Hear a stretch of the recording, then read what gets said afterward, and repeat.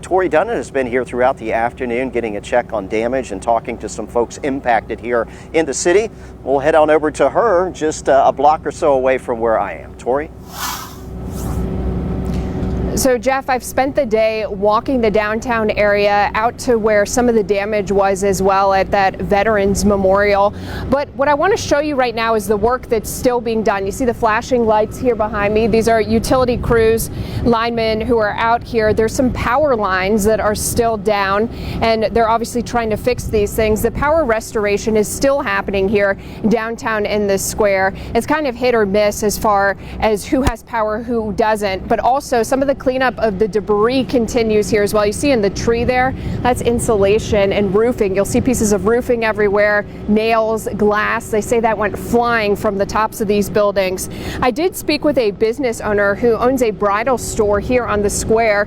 Her business wasn't impacted. She says she was one of the lucky ones who wasn't impacted, but she feels for the other businesses. Here's what she had to say.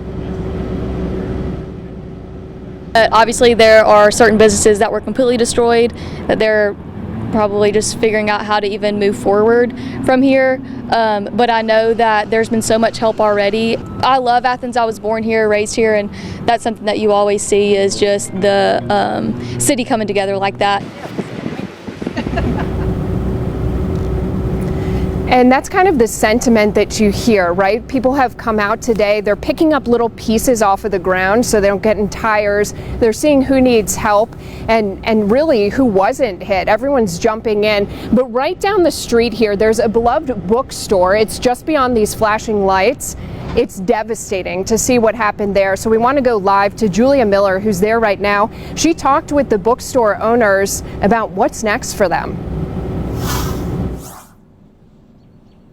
That's right. If you take a look behind me here, you can see just what a disaster the CEI bookstore was left with. I spoke with their director today, Lance Taylor. He tells me that for the next few weeks and days going forward, that their goal is to see what is still salvageable inside.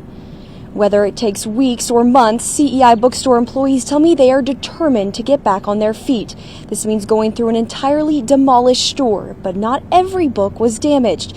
A small section of hymnals in the back of the store were left unharmed. CEI employees call it a sign of hope. That just to me speaks volumes, because even though the building is just demolished, the Word of God stands forever. And we can rebuild this building and we can get all the inventory back. But to me, that's the main thing. Now, the business next door is lending a helping hand. They are letting any books that are salvageable be stored over there, while the CEI bookstore works to find a new normal. Reporting live in Athens with coverage you can count on, Julia Miller, WAAY 31 News. Back to you, Tori.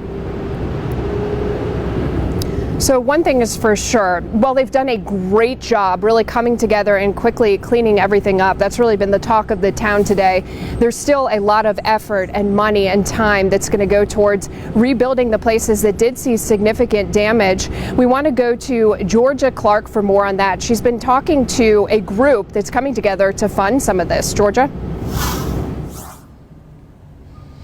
Yes, Tori, I spoke with the executive director of Athens Main Street, and they are planning to create funds to replace things like trash cans and picnic tables, which they've supplied for downtown. But their biggest goal is to replace and find a significant replacement for the 100-year-old oak tree that was just here right behind me that's now completely gone.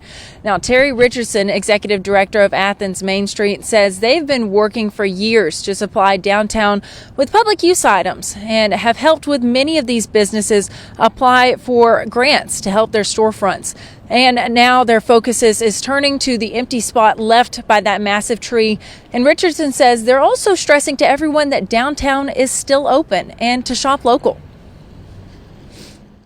All of our restaurants are open. Some of our shops are still cleaning up and getting organized and getting their windows replaced. But people can go online and they can purchase gift cards. They can help support local. Now, Richardson hopes to find a big enough tree to somewhat make up for what's been lost, but until then, they will continue to support the downtown community. They'll be helping any businesses apply for storm damage grants and advertising heavily on their social medias to get people on the square. But you can find out more on how to donate and which businesses are open over on our website. Just go find this story at WAAYTV.com. Reporting live in Athens with coverage you can count on, Georgia Clark, WAAY 31 News.